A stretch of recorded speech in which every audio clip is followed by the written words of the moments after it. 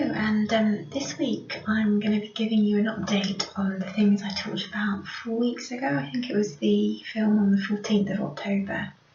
I talked about how I had just taken myself off amitriptyline because of the pains I was experiencing in my teeth, the fact that my weight had gone up, and of course the detrimental effect it was having on my eyes and giving me blurry vision, etc.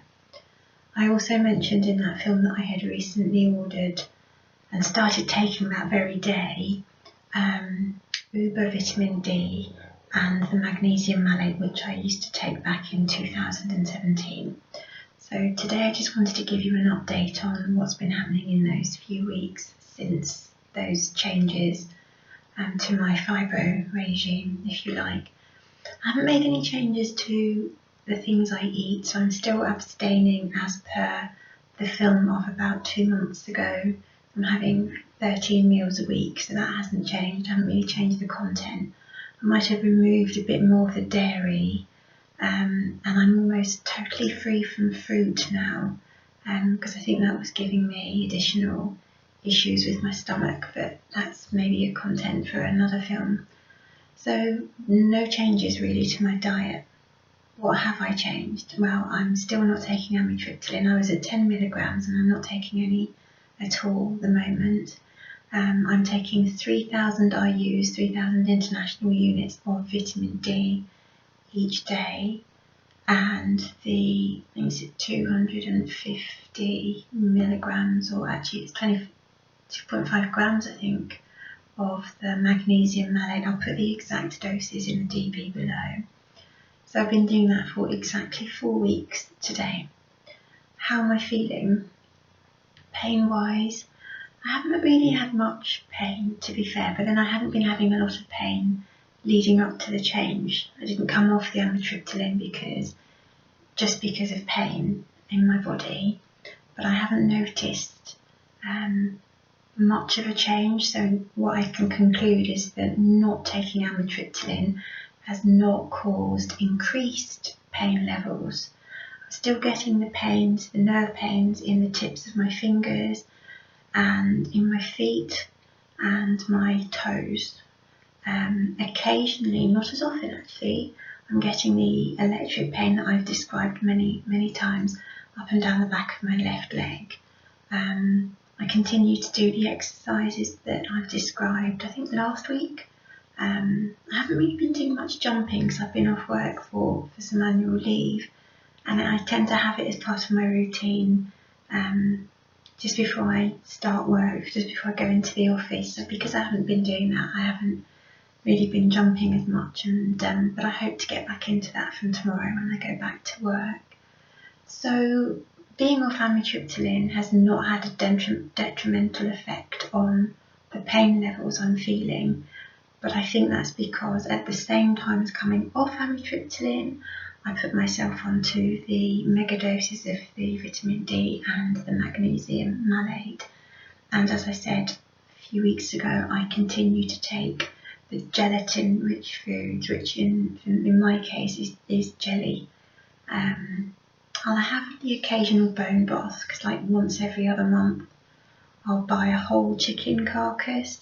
Well, no, not a carcass, I'll buy a whole chicken, and with the carcass I will make a big batch of chicken stock, or chicken soup really, with lots of yummy herbs and things in that.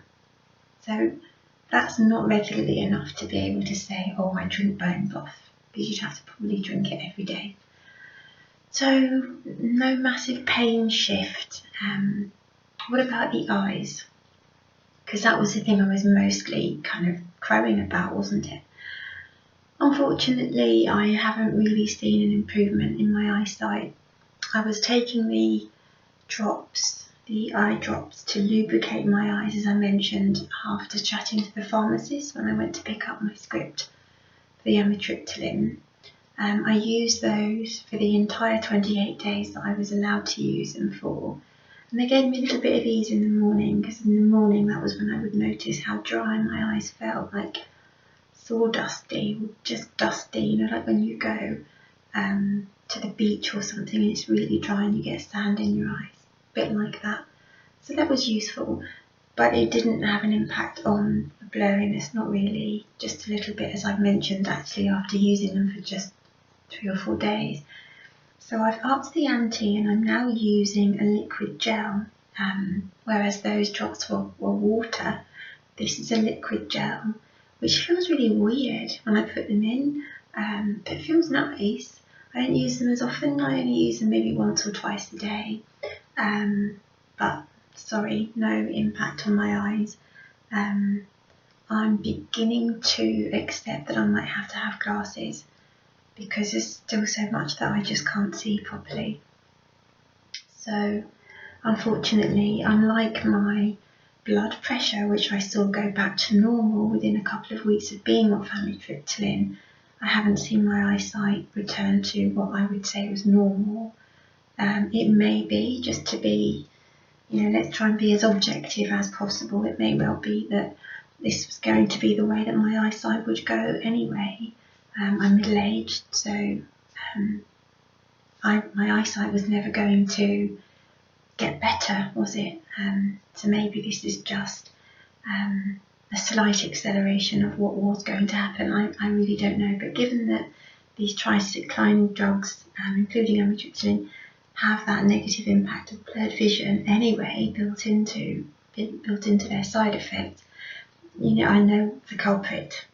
So whether it was going to happen anyway, or amitriptyline brought it on earlier than it was going to ever happen. But unfortunately I haven't seen a reversal of that. My teeth, well, I have to bring sleep into this because I've noticed a direct correlation. I mentioned in the film 4 weeks ago, I'll link it up here, I mentioned that my sleep was going bad. It was going rogue within a couple of days of coming off the amitriptyline. Now that tells me one of two things. Either the amitriptyline was actually what was giving me great sleep in the 4 months prior to coming off the drug, or the fact that I came off it has shaken up my body to the degree that I can't get into a sleep pattern again. So either it was helping me, or being off it is not helping me, which would probably equate to the same thing, which is that amitriptyline was helping my sleep, but I don't know, because I know at one point it was not helping my sleep, so I don't know. Anyway, I stayed off sleep aids for 2 weeks once I'd come off the amitriptyline because I wanted my body to slip back into good habits, if you like. I really wanted to be able to say that it was the food abstinence and the content of my diet and those sorts of things that were helping me to sleep well, and not that it was the amitriptyline that had somehow come back into play and was helping me to sleep. So I waited 2 weeks, and I'm telling you, in those 2 weeks, it was awful. One Sunday night I slept so badly that the following day I was at work. I felt nauseous all day. I don't know how I got through the day. It was purely of the Lord.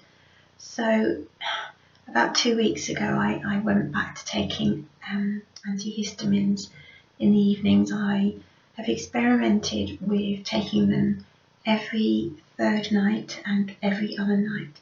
Every 3rd night is too few, and on the 3rd night I'll sleep badly. I don't need them every night. So I took them on, took one last night, but struggled to get off to sleep. But then when I did get to sleep, I was okay. And I won't take one tonight, and I'll take one tomorrow night, God willing. And I've just found that if I don't do that, I'm probably not going to be able to sleep. And I think the sleep is definitely tied into my tooth pain, because when I sleep, I don't have tooth pain, and when I don't sleep, the tooth pain comes back. So I mentioned a few weeks ago that I'd heard someone say on YouTube that fibromyalgia is primarily a sleep disorder, that because we don't sleep, we get all this brain dysfunction, that our brains react so overwhelmingly and maybe almost exaggeratedly to pain and stimuli generally. I'm beginning to maybe put my money on that theory. when I wasn't sleeping in those 2 weeks, having come off amitriptyline and not taking anything else other than the supplements I've just described, it wasn't pain that was keeping me awake, although the tooth was the thing that I could just focus on and just, And of course, as I've said, I've got the nerve pain in the tips of my fingers and the balls of my feet and my toes. But it wasn't pain generally that was keeping me awake. I just couldn't get to sleep. And because I couldn't get to sleep, I suppose I'm focusing on these other things. But when I sleep, my teeth don't bother me. They don't bother me during the day anyway. That whole thing of feeling as if I'd chomped down, if you like, on a wad of foil or aluminium or something, or sucking on a metal spoon, that's gone. That sensation has entirely gone. I put off going back to my dentist because I wanted to see whether the whole coming off amitriptyline thing was part of it, if not all of it. I even kind of thought, well, maybe she's not a great dentist, and she probably is. I now know that when I don't sleep, the tooth pain particularly is a real issue for me. So where we are now is that I've been on mega vitamin D and magnesium malate for 4 weeks. I haven't found any detriment in my pain levels, maybe even a slight improvement. So I don't miss being on amitriptyline. Perhaps when I look out across the last 6 months, perhaps I miss that it was maybe helping my sleep. I don't know if it was. I really still don't know whether it was. But I know I've got something else I can turn to that I've proven time and time again that I can turn to in a moment, and I know will give me sleep, and that's the antihistamines, the drowsy antihistamines. I continue to eat the way I have described in previous films, take the exercise, and what have you. I haven't had a fibro episode as a result of coming off of the amitriptyline, and perhaps I thought that could be something that would happen, and I knew that if that happened, I would struggle to stay off the drug. So thank God I haven't had an episode. I haven't had an episode for a few months now, actually. And what I'd like to do next week, God willing, is actually describe what an episode looks like for me, because I think that we do have quite variant experiences of what fibro attacks, or in my expression, episodes actually look like. I continue to look after myself as well as I can, and eat the things that I enjoy, and have those times when I don't eat and give my body a rest. One of the things that I've just introduced in the last few days is cold therapy, because I still want to lose back the weight that I gained as a result of either being on amitriptyline or just maybe a less active lifestyle because I can't be as active. So cold therapy, I'll link to a couple of sites I've been looking at in the last few days. It's supposed to be quite good for pain because it stimulates receptors. It's good for inflammation, which I do still think there might be some oxidative stress going on in my body. I have, and I mentioned these before, I've been exposed to chemicals, to moulds, those sorts of things, plastics in my time. So there might be some inflammation caused by those things, or foodstuffs, I don't know. I'm BPA free these days, sulfate free as often as I can be. So cold therapy is supposed to help with inflammation, pain, as I've just said, can help with deep breathing, and that's the thing I've proved. I always thought that if somebody, or if the water were to go off and I was in the shower, I would scream my head off. But you know what? It's only the 4th time, but the first time I did it, so I started with a warm shower, and then I turned the dial and I stood there, and do you know what? I didn't scream at all. It was actually quite pleasant after a few seconds, but I did stand there, and that's actually the expected response, is that you would breathe deeply or you would pant because you're kind of like, your body's in a sort of shock, and that's one of the things that's supposed to work to your benefit. is that you give your body these mini shocks, and then you can learn to deal with stresses better.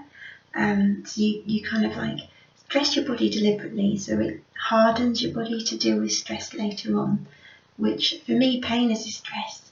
Stress is stress, but pain is a stress, and I'm sure that's similar for you as well. So I'll report back at some point in the future, God willing, as to whether the cold therapy is any use, or if I'm noticing any benefit. If you've tried it and you've found some good things have come out of it, please do share. As I said, I expected to scream.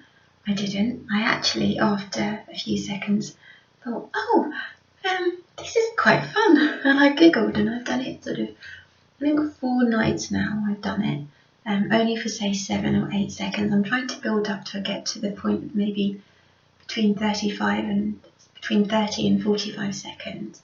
I don't think any longer than that has been proven to be of any extra benefit. So I'm not getting into a cold shower. I'm having a normal shower, then I'm rinsing down with cold water, and then I'm just, kind of like warming it up slightly, and then getting out and being in a warm bathroom. So to conclude, I haven't missed being on amitriptyline. Got the supplements instead. Sleep hasn't improved, but I'm taking antihistamines. I'm now taking the cold therapy into my lifestyle, and who knows, we'll see. I'm slightly over time, I've just realised, so I'll let you go. Take care, and thanks for watching, thanks for listening. Okay, bye.